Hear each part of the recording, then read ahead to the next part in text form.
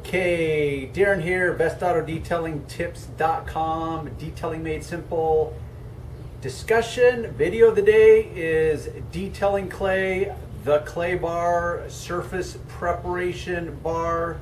There's many names for it. Because I do all my videos on the fly, there's no script. Every time I do a video, I always find additional information that I wish I had added. So what can I say? I'm going to cover as much as I can about the detailing clay because it's such a vital role to the process. And I'm amazed in my travels, whether it's personal travels, most of my family, friends obviously know I'm in the business, so I get a lot of questions. And when I see customers and I go out to do their cars, I'm just amazed at how many people don't know what detailing clay is. And if they have heard about it, they don't understand the process. They don't understand the role that it plays in the process of detailing and specifically surface car care. So that's the discussion, is detailing clay, and that's what I'm going to call it to simplify it. But it is called various names. The clay bar, detailing clay, surface preparation bar. The original, and there's even debate on this, is what's called clay magic. It had a patent since who knows when. The patent's now run out, so it's kind of a free-for-all. The reality is that they're not all created equal.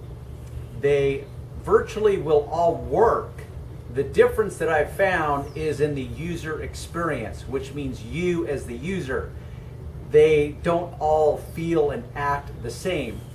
They will all work, but they just, it's all about the user experience. So I'm going to go through the different forms, and now they even have other alternatives to the clay bar, which I will discuss. If you go back to the early 80s when I first started detailing, actually, officially I started in 88, but I was detailing cars many years prior to that. Back in the day, in order to accomplish the same thing, which I will get into, you had to use a chemical that would react to the surface pollutants that attach to the paint of your car. And that's the purpose of the clay bar, is to what I put under the category of cleaning. So you have washing, you have cleaning, you have polishing, and then you have sealing, protecting, visual enhancement. Those last three go together because waxes and sealers don't just protect, they're also for visual enhancement. So there's so many terms that are misused, interchanged, commingled. You get the point. Clay bar is one of them. Washing, cleaning is one of them. What do you mean by cleaning a car versus washing a car versus detailing a car? So to me, washing is about removing superficial dirt, like dust, road grime from the road. That's washing. Okay, cleaning is preparing the paint and cleaning impurities that will not or cannot be removed through traditional washing and even waxing. The only way to remove them or to clean them from the paint is either through a surface preparation bar called detailing clay, but even that's now become confusing because we don't just have clay bars anymore. You actually have chemicals that can do it, like back in the day, but they still have chemicals that you can use, and they have these unique products called detail cloths, surface preparation cloths. They come in pads. I'll explain those in a moment. So, and this is part of my strategy, is to simplify it because it's so confusing. You go on the forums, whether it's a car forum, a detailing forum, and it gives anyone with an opinion, and everyone's got an opinion, just ask anyone. They'll be happy to give you their opinion. because of all these forums on the internet, everyone's got a platform in which to express their opinion. But how do you verify that A, their opinion is valid or that they have a clue? Because it's just hard to verify, and anyone can use the right words, the right terminology, and act like they have a clue, but yet they really don't. Is their opinion based on real world experience and in the world of detailing and so forth? They could just be a driveway detailer, a car enthusiast. There's many categories or levels of expertise. Unfortunately, most of the people giving their opinions on those forums are at the bottom, which is a driveway detailer. They love their car. They've done a certain amount of investigative work and they've come up with their favorite products, but they're still limited in their knowledge and expertise. Then you have a few of the people that actually live and breathe the world of professional detailing, like myself, that have years or decades or multiple decades of experience. So once again, I don't know everything, but after 25 years, I know quite a bit. So, point is how do you, as either just a car owner that wants to take care of your car, or a car enthusiast, or a driveway detailer, or I want to be a professional detailer, how do I get into the business kind of guy? So there's all these different levels. And the original point is how do you verify? So it's very frustrating. Even I get frustrated because I can read someone's post or comment and I can tell very quickly if they have a clue or if they're speaking from experience or they're just regurgitating bad information or misinformation that they've heard on another forum. But a lot of people, you may be one of them, don't have that luxury of knowing because you lack the experience. So my goal is always to simplify it. There's just so much hype built into it. Not only hype from people with their endless opinions, but hype from the industry itself. You know, you just read the packaging. They use these terms that are just so ambiguous. You don't know really what they're telling you or what they mean. So detailing clay, like every other area of car care and detailing, is a vast area of information, but it really can be very simple. So let's simplify it. Why do you need to use detailing clay? Well, let's start out with what it is. Detailing clay, imagine Play-Doh, and unless you're from another country, and I'm assuming Play-Doh is a worldwide product that kids play with. Imagine a piece of firm Play-Doh. That's what detailing clay is. And it can come in many configurations, and I have multiple examples here. So depending upon what version you get, and they come in different sizes, they often will talk about, like when you read the what's the product description, is they'll talk about grams, like a 200 gram bar. I think this one is either 100 grams and this one is 200 grams. Notice that there is a size difference. So it doesn't really matter. That's just more about the size. For example, this is 200 grams and this is McGuire's Professional. So based on this is twice the size of this. I think this is either I think this is Mother's, and it comes with 2 bars. Because what you will often find is you can buy detailing clay separately, or you can buy it as a clay bar kit. Now if you're a driveway detailer or someone that just wants to take care of their car, I recommend one of the clay bar kits.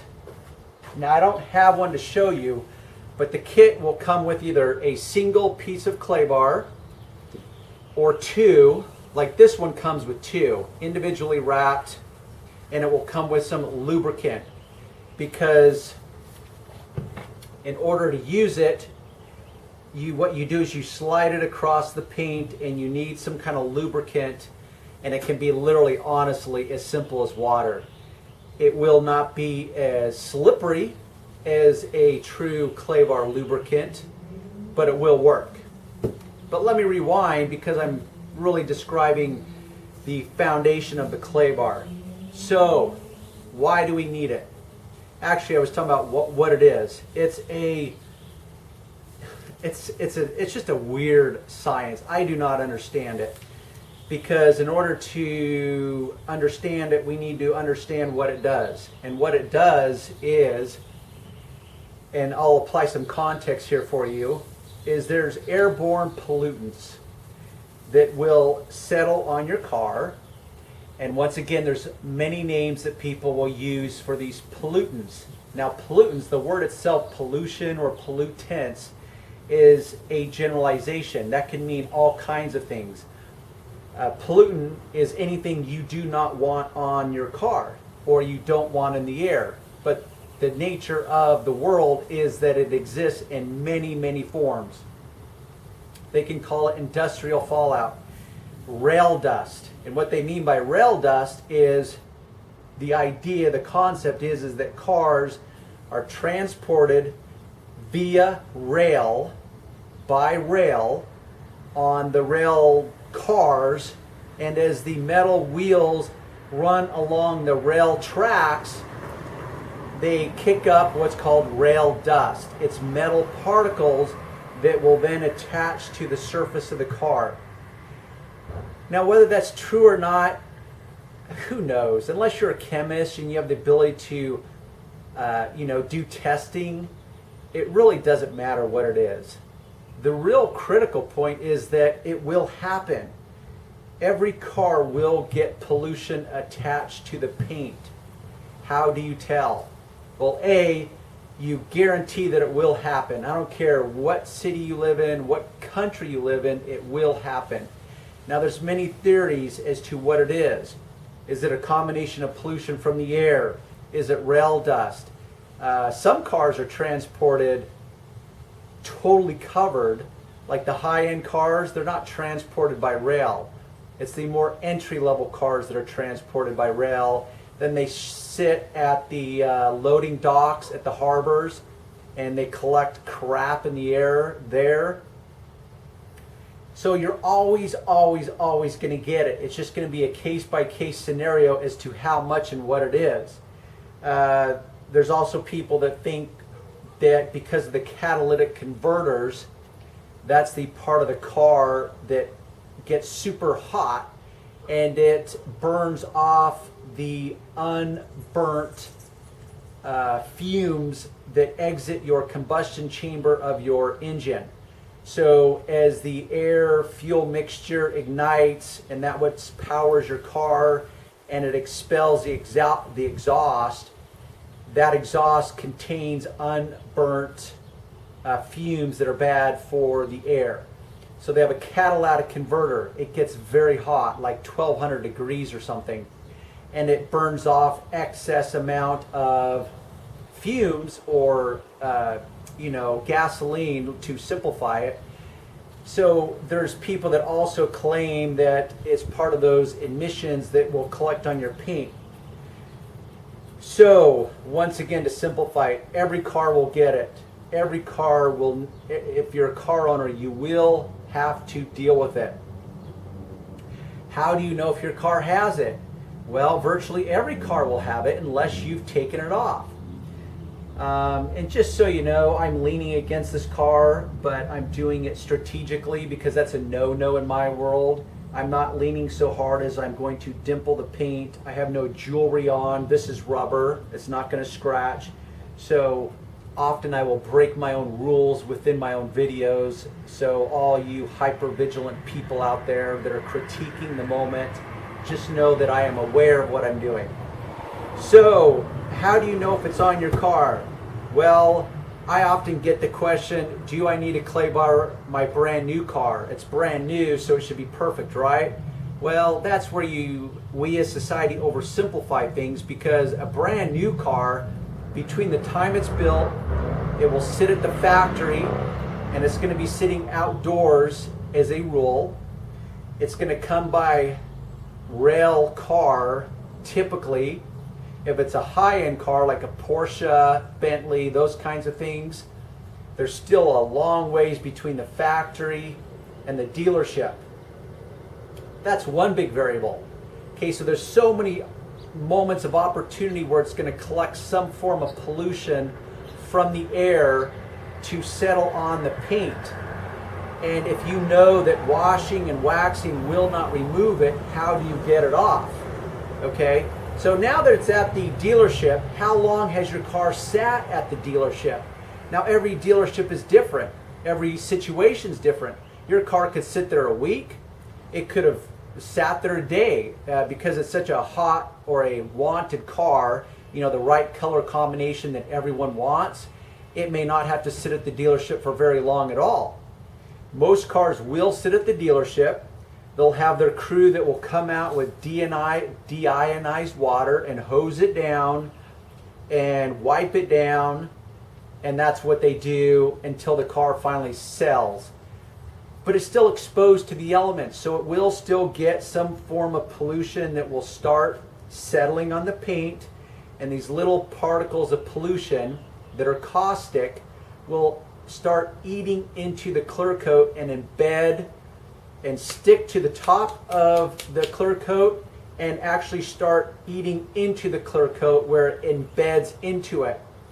So in order to remove that, you either have to do it chemically or through a clay bar or one of these surface preparation pads. That's the only way you're going to do it. Now if you wanted to aggressively try to polish it away, you would have some success, but it is by no means the advised or preferred way, because you're going to polish away more of the clear coat than you are actually removing the air pollutants. So how do you tell if your car has it? Well, first off, as I've said, virtually every car will have it.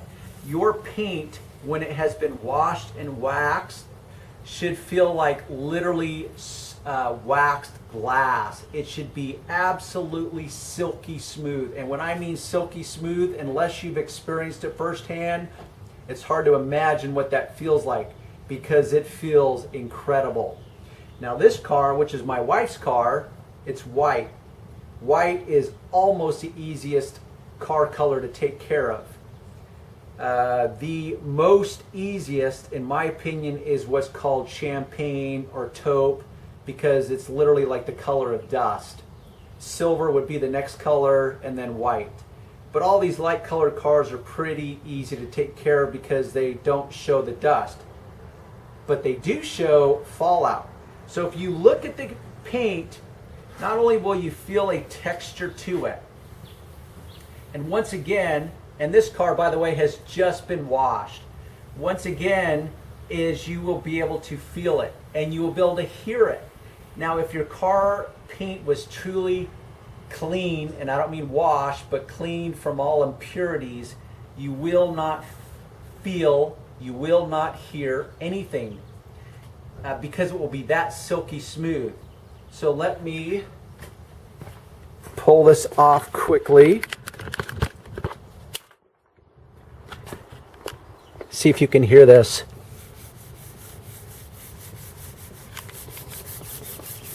I'm tilting the camera so it gets into the microphone better.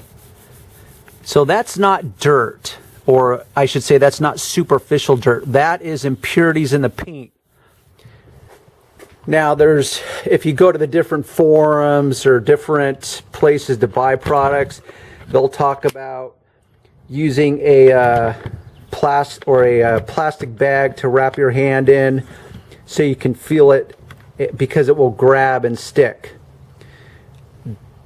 I don't think that's necessary, because you're going to feel it with your hand. So after you have washed your car, feel it. Rub your hand across it. If you hear anything, if you feel any kind of texture, chances are you know you've got fallout. Because what else is it going to be? Now, if it's the front end of the car and you've got a lot of miles on your car, it could be chips, and you could be feeling those chips. Now that's different, but only you can decide that. So you can look, and they show up as little tiny rust specks of different shades of rust color. So on a light colored car, you can do a visual inspection, but the best way is just feel it. Literally, it should be silky smooth. So let's talk about the various forms of clay bars. Because we've already assessed that every car gets it. It's simply just pollution in the air. Doesn't matter what you call it, rail dust, industrial fallout. It doesn't matter because A, you don't want it on your car, and B, the only way to get it off is through one of these products, aside from that chemical, which to me is just messy. So virtually every one of you are going to need it eventually. So let's look at the different forms. Now there's all different grades of products. You've got retail, which is just the average consumer. You've got enthusiast grade, you've got professional grade, you've got commercial grade. So there's different forms. For when it comes to clay bars, you don't need to overthink it. They virtually all work.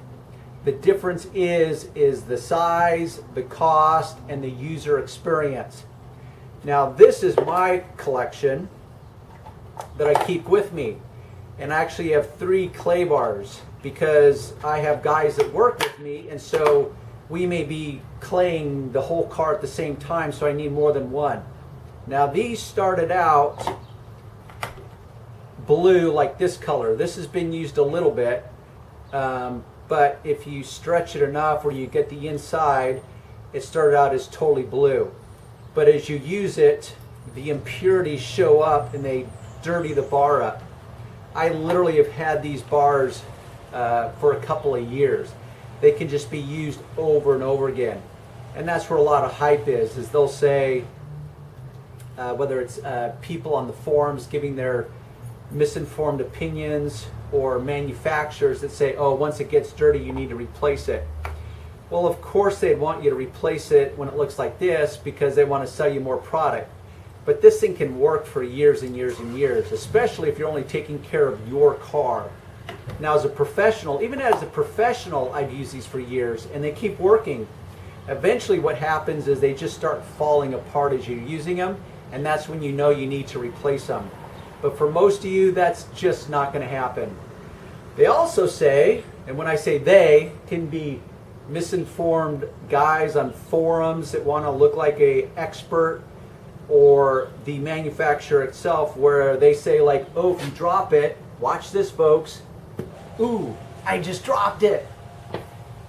Ooh, game over, I got to get a new one.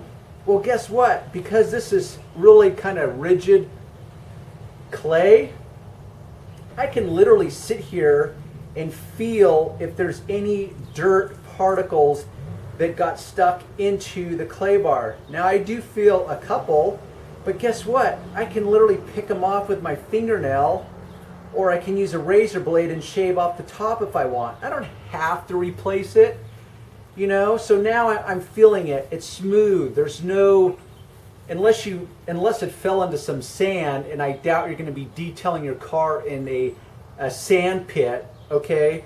So you don't have to replace it if it falls. Just apply some common sense. Once again, common sense is always welcomed in any part of society. I wish there was more of it. Anyhow, so it feels smooth. There's no grit or gravel that is stuck to it. And as the clay bar gets dirty, and I'm going to switch to this one, is you knead it. And kneading as in like the kind of kneading that you do with bread if you're making homemade bread. This is the process of it kneading. Not like I need something, I need a drink of water, a different kind of kneading as in spelt with a K. So you knead in the dirt and you rotate it. So now it looks cleaner. So that's all you do is you use a clay bar. So before I get into clay bar use, let's talk about more of the various forms. You'll notice that this one is red. They come in typically 2 versions or 2 grades. You've got mild and you've got moderate or medium or heavy. I haven't even seen heavy in a very long time on any of the websites. If you're going to buy a clay bar kit, you can guarantee it's going to come with what's called mild version of a clay bar, which means it's the least aggressive. Now, there's debate because when these first started coming out, on the packaging it says it will not scratch your paint. Now, I don't know about you, but this is where I get a little suspect. And I'm also speaking from experience, that I'm going to really be able to spray some lubricant on the paint and rub this and think that somehow it's not going to scratch it, and I'm going to remove embedded particles from the paint. So, and scratching is not all created equal, because you have a difference of scratching, which is a visible independent scratch, versus a braiding. A braiding is like micro scratches, and it creates a diminished gloss to the paint. So there is a difference. Will these abrade the paint? Yes, it will. As a rule, it will be insignificant. Unless you have a black car or a dark colored car, you don't need to overthink it. And this is where we can complicate the issue, and it's like, oh, if you use a clay bar, you have to polish it. Well, you don't have to, because polishing in most ways is about visual enhancement. But most of us live in the real world, and our cars are subject to real world conditions. They're not showpieces. Even though you may take some time and effort to make it look like a showpiece, that's kind of a different area of most people's world. So most of us live in the real world, and we don't need to overthink it. Your car, I promise you, is already covered in scratches. It's how much are those scratches visible. Now, they can show up as what's called swirl marks or spider webbing. Once again, this is another complicated area where terms are often misused and commingled. Point is, will these scratch your paint? Will they abrade your paint? Yes, to a degree. Do you need to be overly concerned by it? No, you do not. Okay? As a rule, but I'm simplifying it. So all you zealots out there that watch this video and say, oh, you don't know what you're talking about, of course you have to polish. Or I even had one customer, she had this Porsche that was like her little love child that she was so emotionally attached to, and she thought she had a clue, and she insisted, and she still hired me to detail her car because she knows that A, she can't do it as good as I can, and B, she can afford to pay me to do it, and C, she's too, not for lack of a better word, lazy to do it. She doesn't want to do it. So therefore we got into this discussion about a clay bar. She says, oh, those don't scratch. It's like, well, they do scratch. Okay, it depends on what you mean by scratching. Oh no, those don't scratch. It's like, well, sorry, but they do scratch. Okay, they will abrade the paint. How do I know that? Well, use it on a black car. Now, if you have very light amount of a fallout or pollution stuck to your paint, and you only have to rub across it a couple times, then yes, maybe you can get away without scratching your paint at all. But most people, they will allow the, okay, I think my camera shut off. Anyhow, so I recommend a detail kit, or I'm sorry, a clay bar kit. It allows you to test out more than one product, and it will be enough for most people as a car owner, as a driveway detailer. It's a way to save money. It's a way for you to test out more than one product. So there's many versions you can get. You can go to my website. I'll have a page that I will have a link that will send you to a page of the different kits that you can buy. And I'll lay it out for you from entry level to kind of enthusiast grade to professional grade. So we know why you need to use it, what fallout is, what clay bars are. Before I move on into actual use, let's talk about the other versions, which are these surface preparation mats.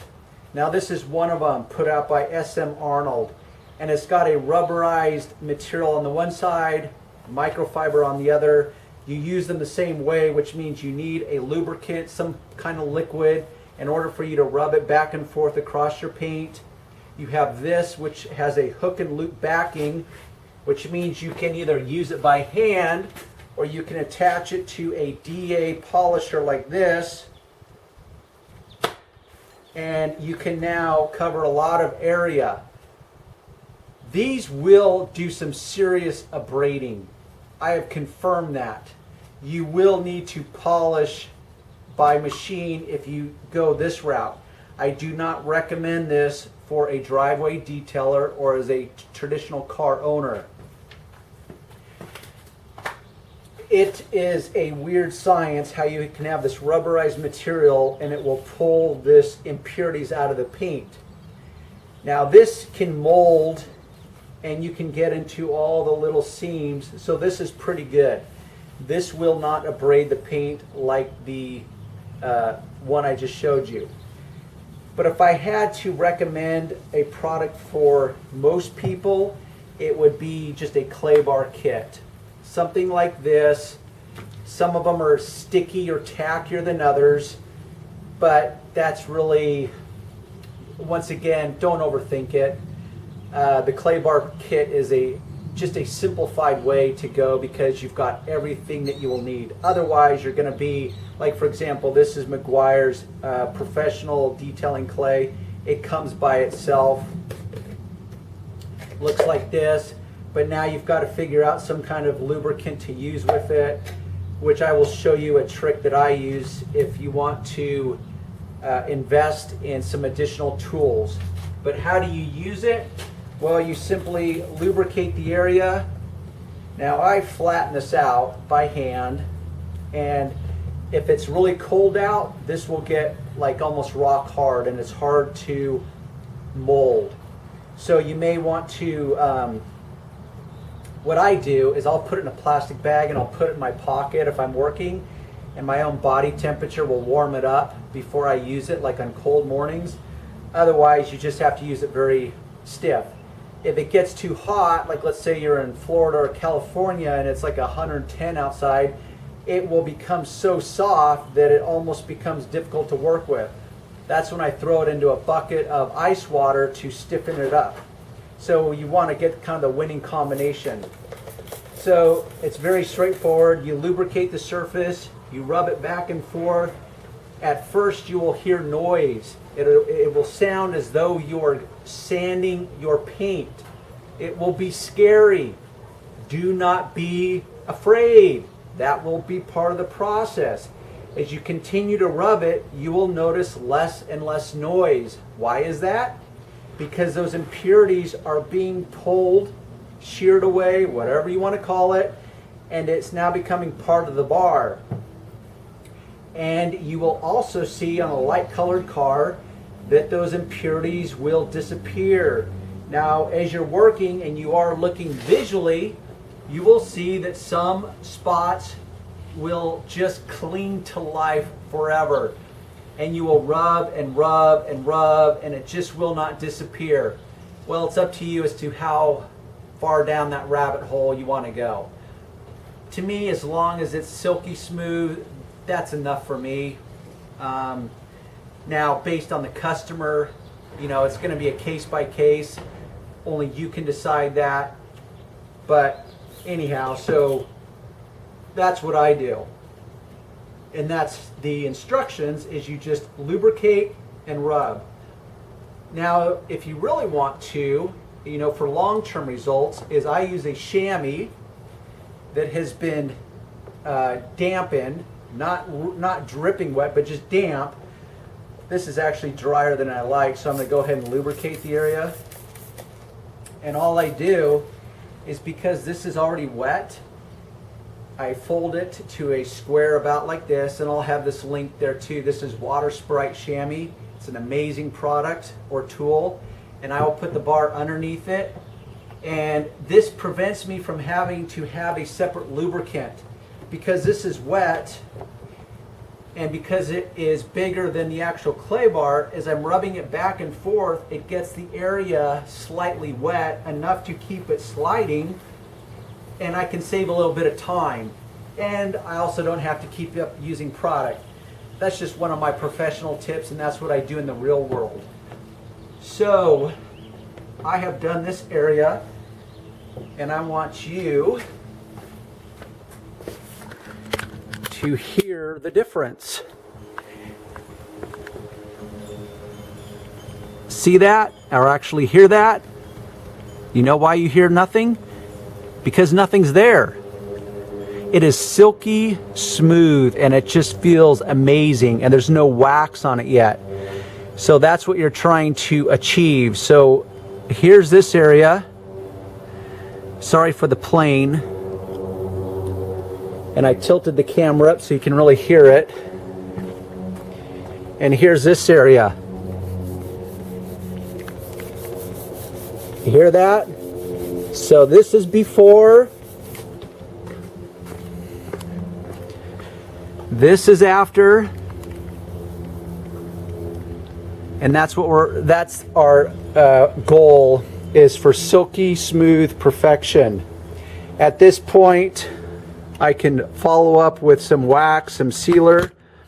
So I'm going to go ahead and finish doing this car. I'm out of breath.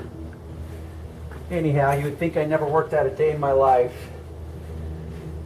So I tend to get stressed out because it's like there's so much information, and after I watch the video, it's just frustrating because I'm trying to teach you guys what I know after 25 years.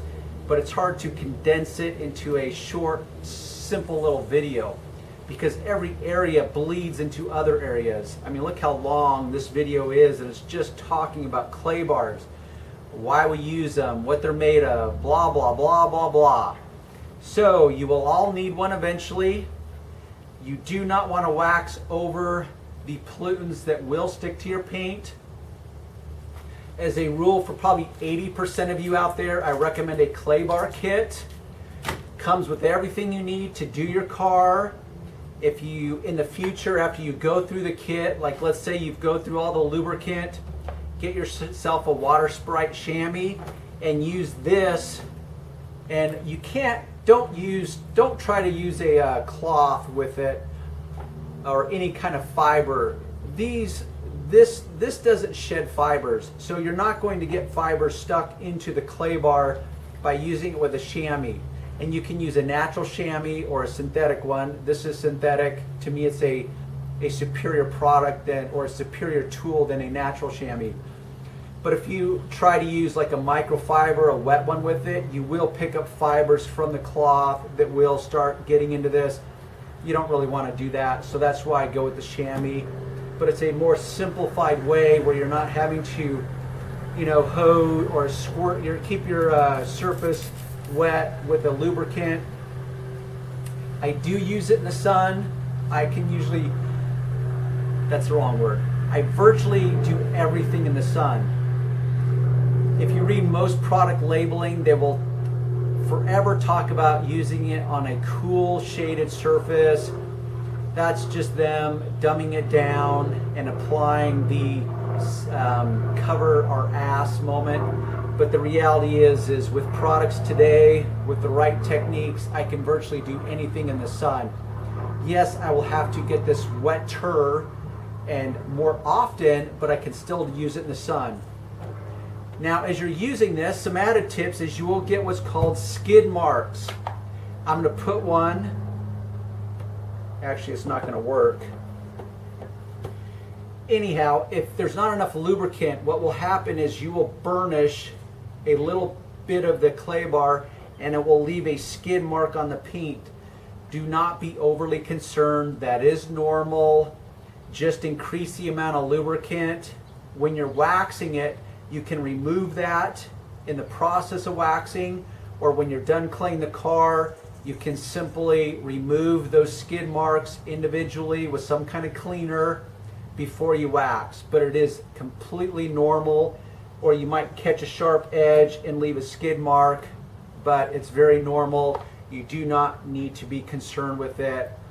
Okay, I think I've covered like 95% of everything I could talk about clay bars. Of course, I know I'll come up with something after the fact, but for most of you, this will be more than enough information. I'll have various examples on my website, so go check it out. And do me a favor, spread the word, help me spread the word. Send this link to a buddy of yours, whether it's in a car club, your mother, your father, your niece, your nephew, cousin, I don't care, but help me spread the word. This is where you can help me give back a little bit. It takes me quite a bit of time and effort to make these videos.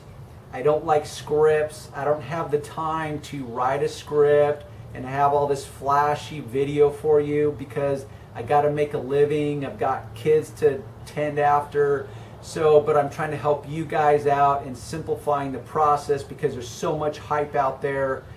Anyhow, and also something, because I just glanced down at this label, they'll talk about how the clay bar is good for tree sap. Tree sap's not all created equal. Like you have tree sap from pine trees that's very sticky. This will not work. But there's thousands of trees, different types of fallout that trees produce. This is also effective for paint overspray. This is how professional detailers, one of the ways we remove paint overspray. So it is effective for many things. But trust me on this, there's nothing like the feel of a paint or a car's finish that has just been clayed and waxed. I mean, it's just like heaven. Heaven between your fingertips where it's just that silky smooth. So wash your car, get the superficial dust off of it, use the clay bar, follow with your choice of a wax or a sealant, doesn't matter, and enjoy your little piece of heaven. Okay, I'm going to cut this into the video because, like I said, this is my wife's car and I need to clay it and wax it. And that was the reason that I thought I should do a video. So I'm going to cut this in because, as I said, I always forget. Anyhow, and because I do a lot of cars professionally, I go with the chamois and the clay bar method in the middle. I have now wet the chamois enough where it's going to be able to keep the paint wet as I do it. But what I wanted to talk about was, for example, glass. Glass will also get, whoops, I forgot that the reflection, I've taken my, anyhow, I can cut that out.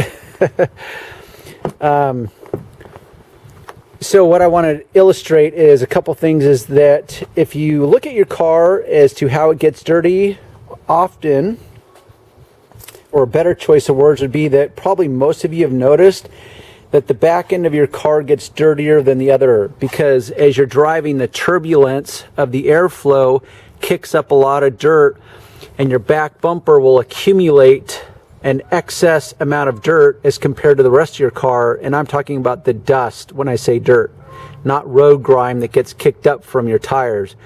So everywhere that dirt accumulates to a greater degree, you will get a greater degree of fallout or pollution.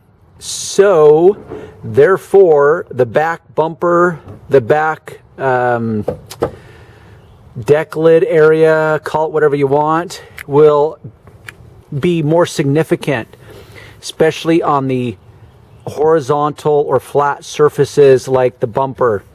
And you can hear this once again. I don't think I could zoom in close enough to show you, but like right here, here, here, here, see these areas? This is all little specks of fallout.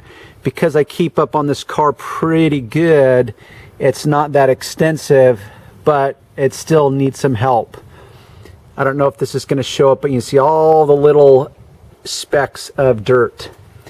So two things: it will require more work on the back end. The further down the car you go, the less fallout there will be, because imagine it as dust and it settles down onto the top of your car. So the top areas, because the dust will accumulate and sit there the most, you will have more work to do on the top areas. As you get down to the vertical areas, you'll have less and less. The further down here you get, the less and less you have. But literally you can use the clay bar on any smooth to semi-smooth, which is virtually smooth. You can't have too much texture because it will really grab the bar. So whether it's the tail lenses, the windows, the glass, hard metal, trim work, whatever, it will all get some form of fallout and it will need to be removed. So I recommend treating your glass. You can hear this. So that's just an added note that I wanted to add to the video. Okay, I think that should cover it.